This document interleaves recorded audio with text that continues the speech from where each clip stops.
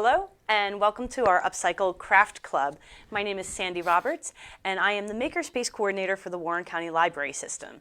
Now, if you've been watching along since summer, normally this is my Maker Monday kind of creation, but I've decided that especially with the holidays coming, it's a fun time to make things a little more crafty and to focus in that direction.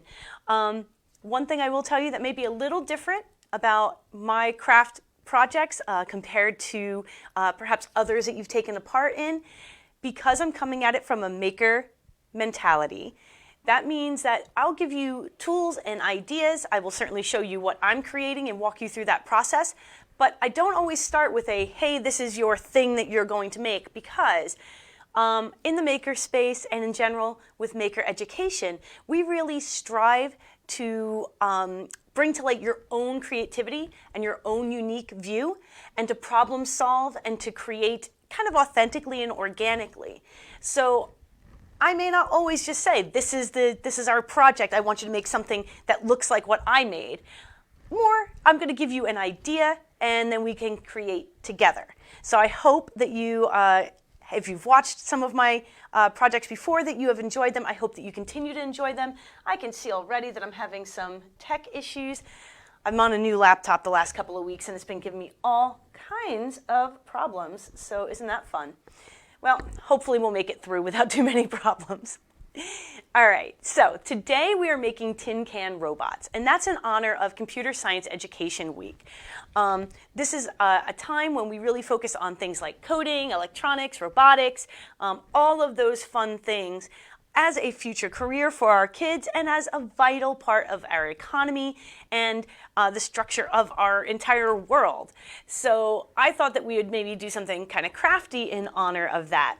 And that is where tin can robots came from. I've made these before with Maker Camp, so they're really pretty well adjustable to just about any age, with a couple of notes. And that's what we're going to talk about now, some of the materials that you need for today. Obviously, we're going to start with cans, and you're going to want to collect for a little while. I don't know how many cans you tend to use in your household, but what you want to do is really kind of take some time to collect a variety. So, and then they're going to have different labels. Like this one has like a plastic label. This is actually pretty easy to get off. These coffee cans are great for the body of your robot, and they come in all kinds of different sizes. So I think I'm going to use this one today. You can also keep things like these bread crumb cans or oatmeal cans. They aren't fully metal, but depending on what you want to do at the end for applying color, if you do plan to spray paint or paint your robot when you're all finished, it's not really a big deal if it's not truly a metal can. If you want to go with just the look of your cans, which I often enjoy, then you may want to leave this out because it's not going to look the same as an actual aluminum can will. Like I said, a lot of different sizes. These are your typical like 15.5 ounce size for a lot of tomatoes. Coconut milk is what I tend to use, beans. These are great. These are great for legs. They're great for arms. So those are wonderful. These smaller cans, these are like, I think they're like 8 ounce cans. And you can see I'm taking off my labels. You just want to get them all washed and dried. I'm going to have to dry some of mine a little bit. These are great for heads. They're great for necks, good for hands and feet. So those are really wonderful. I only have one, so I have to use it very carefully today. These are kind of your, I think they're like 22.5 ounce cans or something like that, 27 ounce cans, typically for like pureed tomatoes or whole tomatoes, plum tomatoes. These are really nice as bodies as well, can also make really good heads. Now, tomato paste cans, if you happen to have those around, those are really great for arms, legs, feet, necks. You kind of want to take a little inventory before you get started, and you might even want to sketch out how you plan to build your robot before you start putting things together. And that will just make sure that you're able to use the resources that you have effectively. I have to admit, when I've done this for camps, I will purposefully make sure that I'm going to make tomato sauce or something in advance, just so I have lots of different variety of sizes of cans. So yeah, you're going to want to plan out what size cans you have and think about how you can best use them for your robot, and think about how they're going to fit into the body of what you want to create. Then you're going to want to clean them very well. You can see some of my cans have been cleaned very well. Like this one is stripped pretty well. This one's still got some of the paper on it. You can use a little Brillo to get that off. You can use, what is it called, like goof off, like a gum remover or a glue remover will take that off. Sometimes you can get away with a little bit of alcohol will take that off. Again, if you plan to paint everything later, it may or may not matter to you whether or not you can get all of that off. Some other things that aren't necessarily cans that you may want to get your hands on for this project. Things like, maybe leftover from Thanksgiving. Maybe you have some old pie plates, these aluminum ones, the disposable kind, or things like that. These can be cut up and used in a variety of ways. Just be careful because they can cut you. In fact, in general, with all of these, you're going to want to be very careful. If you're working with kids, a little duct tape or masking tape around your edges are going to be really good to keep any fingers from getting cut. Or, of course, wear leather gloves or craft gloves. But yeah, so aluminum plates like this can be really great. You can use them for accenting. You can use them to shape and mold heads. They make nice hats, good things like that. Keep the lids for things like coffee cans, especially because I am kind of thinking I'm going to use this nice coffee can as my body.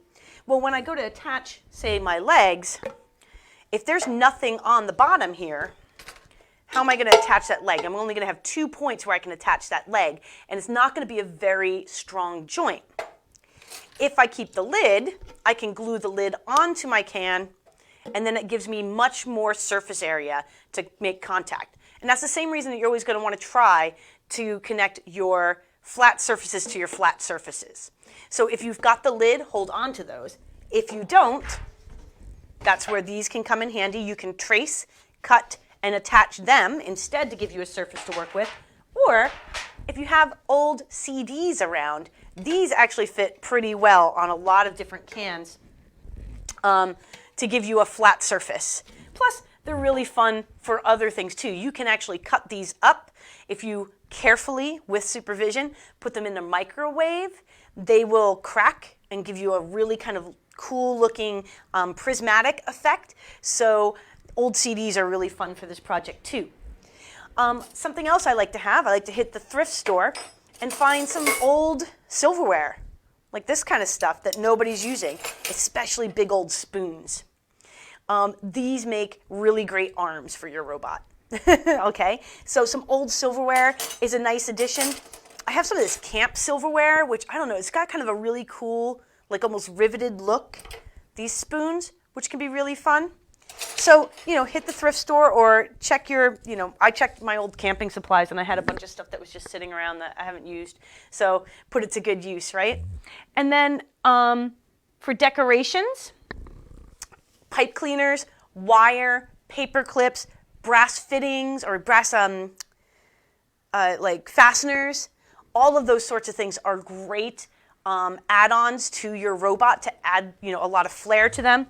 Often when I use the brass fasteners, I'll cut off the legs and just glue on the heads, and they look like little rivets. Really fun. Any spare nuts, bolts, screws that you have sitting around the house, especially if they just don't match up to anything anymore. Washers, always really great. I'm a big fan of Google Eyes, so I always have some of those around.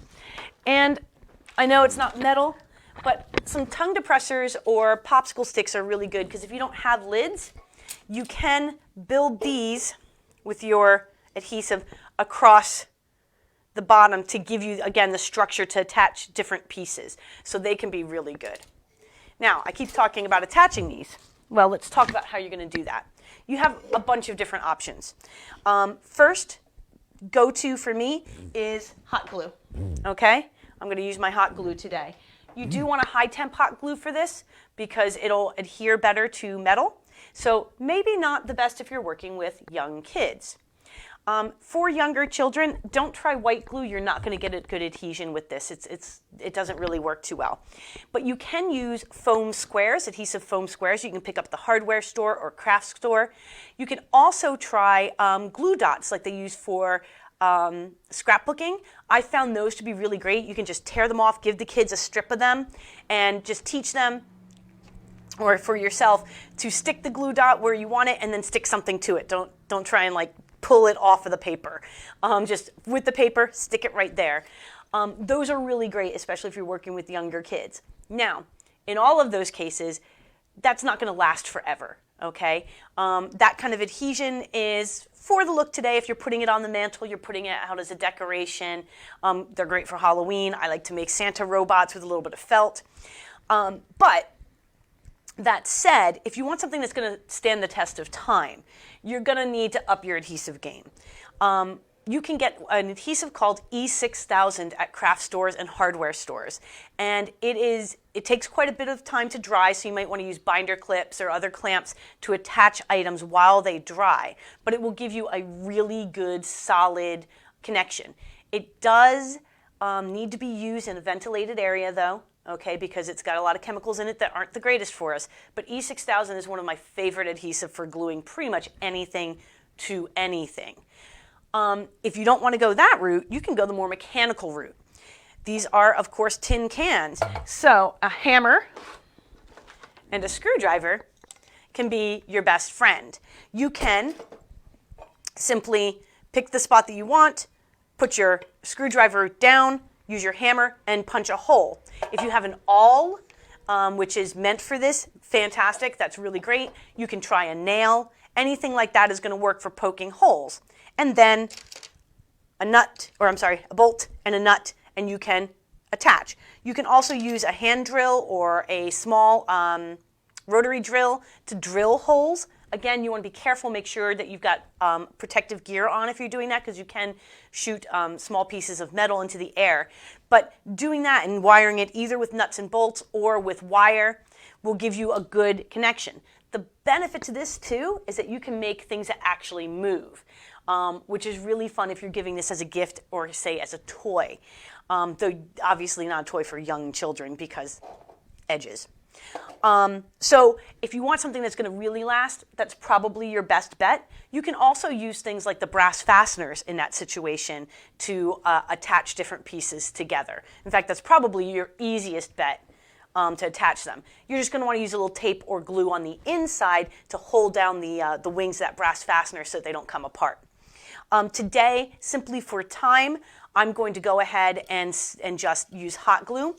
One tip, if you are planning to use the punch method, either with a screwdriver or an awl or a nail, fill your cans with water, freeze them, then put your holes in. That will keep them nice and sturdy and will keep them from collapsing while you're trying to punch your holes. It can be kind of difficult if you're trying to go near a rim to punch a hole in a can because it will deform.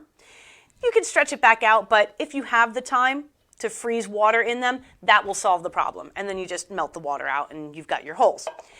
It can also be really fun to put holes kind of in the side of the can if you've got a nice can for that, and then put like a tea light or a string, like an inexpensive dollar store string of lights, battery operated lights, put them in there and have them kind of blink, and you can get that effect of like having buttons blinking and things like that. And that's where things like rhinestones are great. Little bits of plastic can be really fun. Plastic caps can be great because if you put that light behind it, it's really a nice effect. Now, as far as coloring your robot, okay. Again, as I mentioned, you can just go with your basic can. It looks like a robot. It looks like metal. But if you are comfortable using spray paint, that's probably your best finish for this, regardless of how you're adhering things, because it will cover any of that really well. I'm a big fan of Rust-Oleum paints personally. But, you know, many brands will adhere to metal. Just ask or check the label to make sure that they will adhere to metal. I do enjoy using a primer coat, usually. I'll use a white primer coat or a black primer coat, depending on if I'm doing light or dark colors. That primer coat, it does make a difference. Again, if you want this to last for a long time, if this is something that you're going to create and pull out as a decoration multiple times over the years, put that primer coat on. You're going to be much happier with the results. Now, you can also use good craft acrylic paints. I would suggest in that case that you take a little sandpaper, a fine grit sandpaper to your robot or to your cans before you put your robot together. That will make the paint attach a little bit better. And you can also wipe it down with alcohol to get any oils from your hands off. So that will also increase your adhesion of your paint to your robot. Go multiple thin layers with your acrylic paints on a robot rather than trying to do one thick layer. This is a good method for kids. You know, yeah, they may not get perfect coverage, but it's fun to go crazy with some metallic acrylic paints from the craft store and see what you come up with.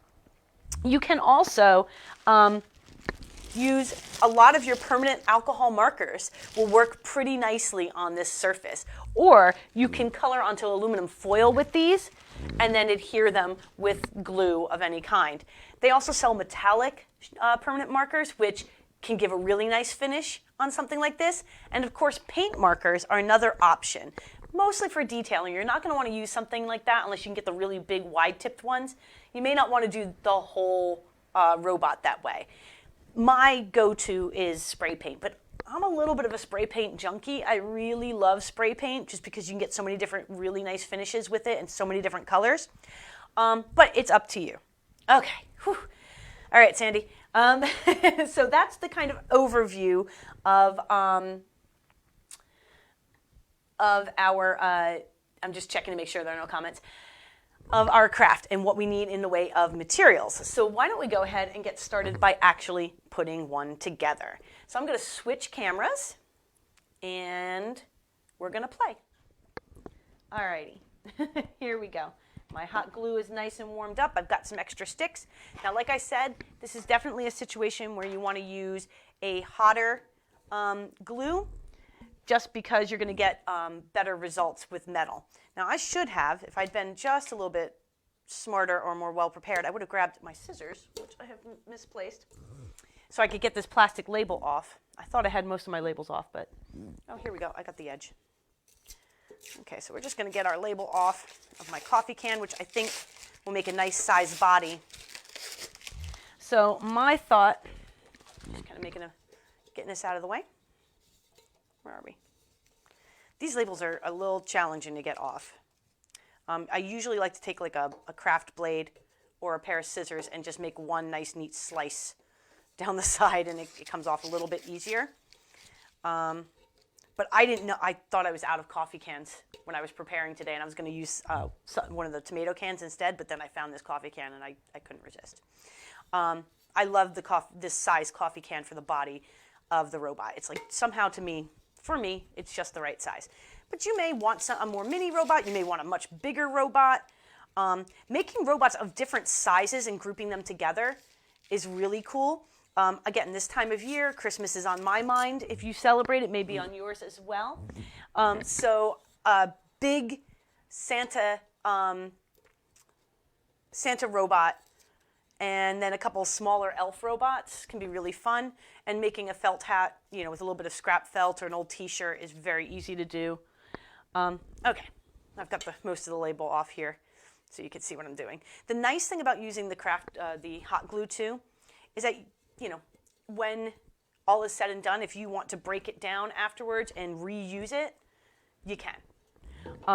And I find, especially because I do a lot of educational programs or camps, sometimes things will get left behind, or you may have a person who starts a project, they don't like the way it's coming out, they put that aside, start over. Well, that means that I can reuse that material, and I appreciate that. Now, this one's got some rust on it. It's up to you if that bothers you. I tend to like kind of steampunky kinds of things, so a little rust does not bother me at all. In fact, I take that as a bonus. I would probably just use a bit of felt to make him a little belt there or something like that. You can use a Brillo and clean that up. No big deal. It comes off pretty quickly.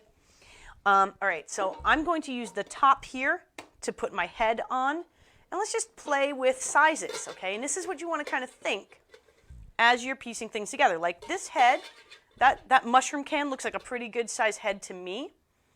These guys look like they could be pretty good legs, two of them together. You may want to go larger on the head. Now, you can, of course, cut these cans. If you have like a small circular saw or something like that, or the proper knife, you can cut these cans down. I don't find it to be, I would rather just find a different can than try cutting cans down personally. But that's up to you. I'm going to go ahead and, like I said before, I'm going to plan to use some of these crazy spoons I found as my hands, because I think that that will be fun. Oh, I've even got two that match, 2 serving spoons. He's going to have pretty long arms. So I'm just going to kind of lay him out as best I can. I know it's a little challenging because I don't have a very large space that I can get in this document camera, but I'm sure you'll kind of work along with me here just to kind of see how this all plays out. See how I'm going with the size here. Okay, so I've got my head, my legs, and I've got my arms. Oh, nice long arms, okay, for my basic robot. And if I wanted, I could maybe make him a little more squat, but I feel like the length of these arms, you know, using the spoons as the arms, I'm going to want the longer body. And so this is what I mean. You kind of need to play with proportion and see what makes the most sense to you. And part of that's just going to be, what do you have on hand? So I'm going to go ahead and just kind of pick what I think is the best size forward. Take off that. I know, it's going to drive me crazy because I didn't get this as clean as I would have liked. And again, make sure that you have let these dry for a bit, that they're clean, especially if you intend to keep it for a while, because otherwise you're going to end up with moldy water in there. You're not going to want that. This looks good. So I'm just going to position it on there. Take a look at getting it centered. Where are my glasses? That'd be a good thing to put on, Sandy. Okay. And then it's pretty simple, especially if you're using the hot glue. You'd do the same thing if you were using, you know, E6000. This might be a little challenging if you're using glue dots. So you may need to hide them with a bit.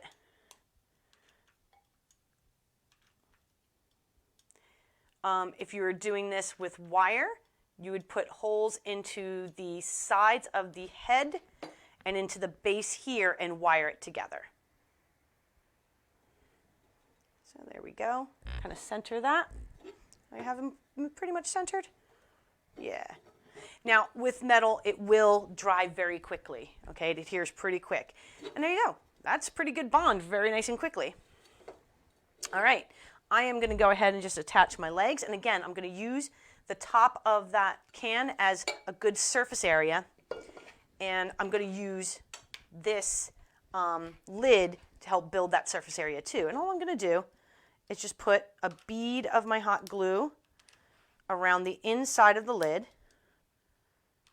And you would do the same thing with any other adhesive. This is one you could do ahead of time with any good glue, just to make sure it all attaches well. And just push that in. You may also, if you're going to keep the plastic, that might be an opportunity to color that. So, because the plastic takes permanent marker pretty well, and we can just hide that ridge a little bit.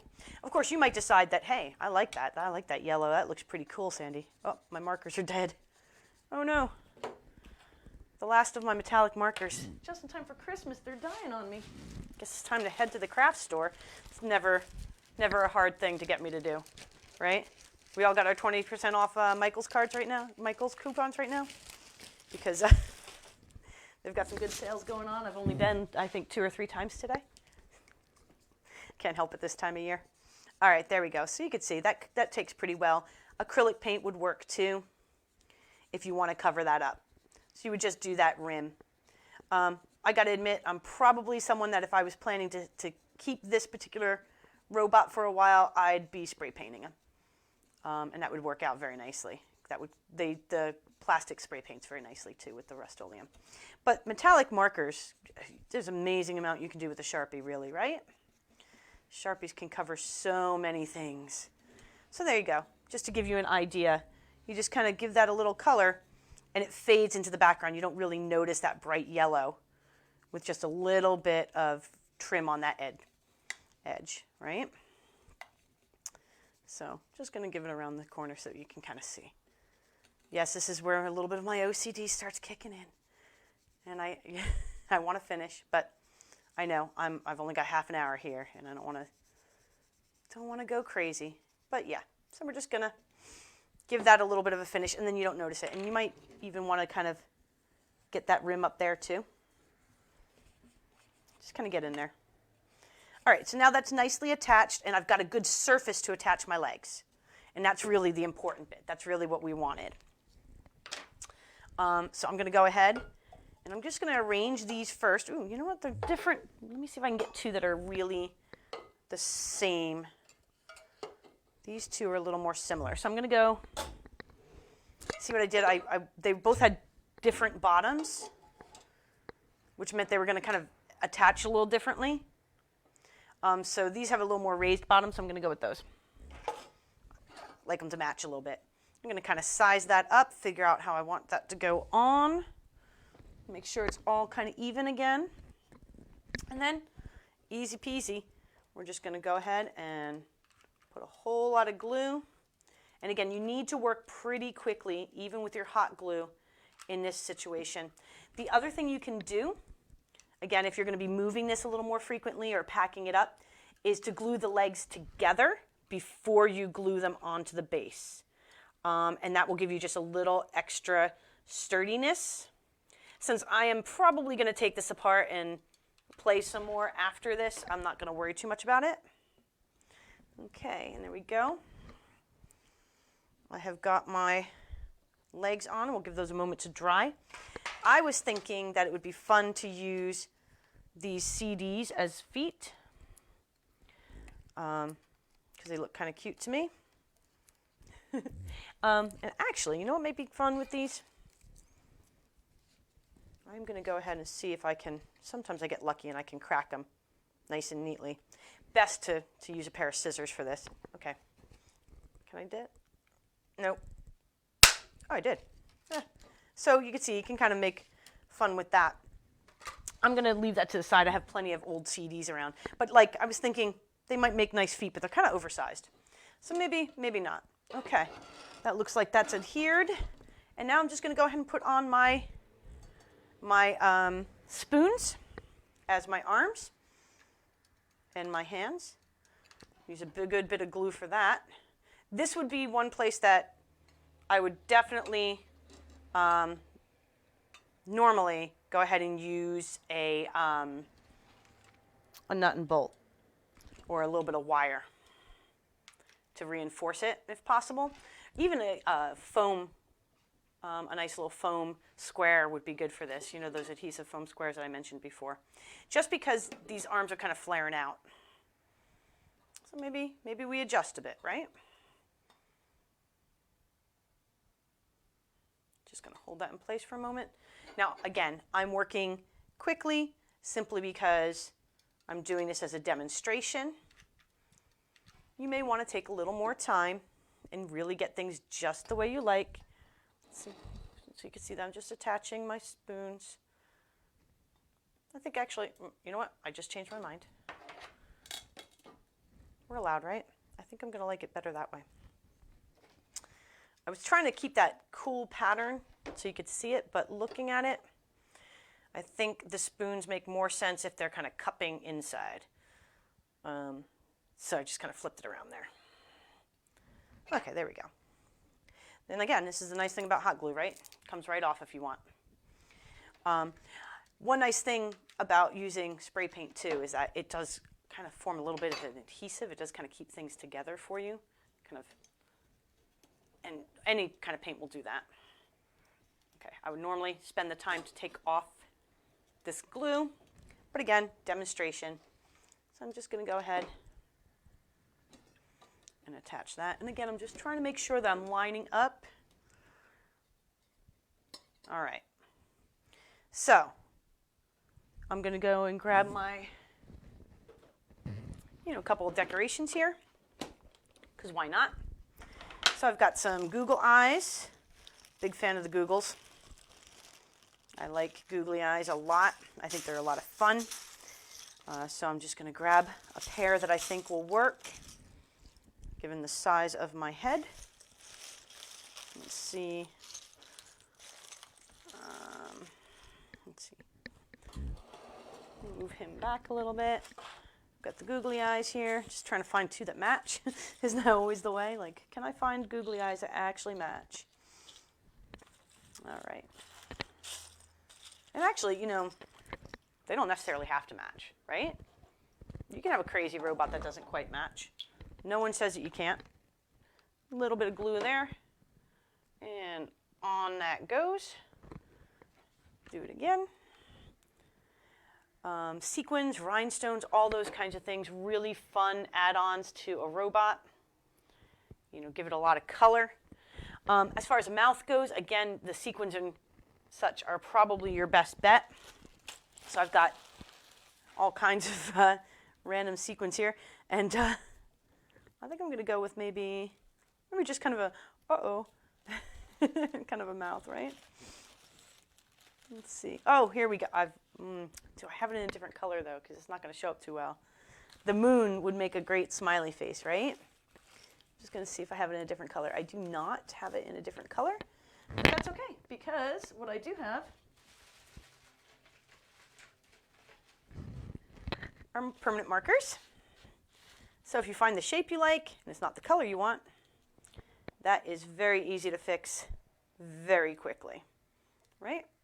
So just a little bit of permanent marker there.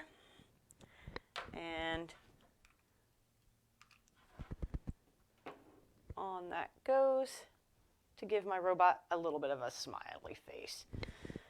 Okay, and then let's see. What is my? I'm just going to go ahead and give him some antenna real quick, you know, because I feel like maybe some rabbit ear antenna would be kind of fun. So I'm just going to literally kind of twist the wire tie into a shape I like, and just going to glue that right onto the back of his head. So yeah, you can, you know, pull out metallic ribbons, anything that you've got around the house that kind of will add to your robot. So you can see I just stuck that right onto the back, and here we go. I'm going to show you from the other camera, but there's my robot basically together. Now, I do think my legs need a little more reinforcement. And this is one that foam squares would be really useful for, because they can give you that extra height, which can be really useful. But it's easy enough to go in with your glue and just add reinforcement wherever you notice that maybe the connection isn't as good as you might like. And you can go in with a craft knife afterwards if you end up with a lot of excess that you don't like, that's not in a spot that you like. Just pick out an X-Acto knife and go in there a little later, and you can just cut out anything that's looking unsightly to you. Though I will say that what I've done in the past is you can get metallic hot glue, and it's actually meant for like making nice seals on letters and things, but you can get a metallic hot glue and you can go around and make it look like welded joints, and that's a really fun technique to do.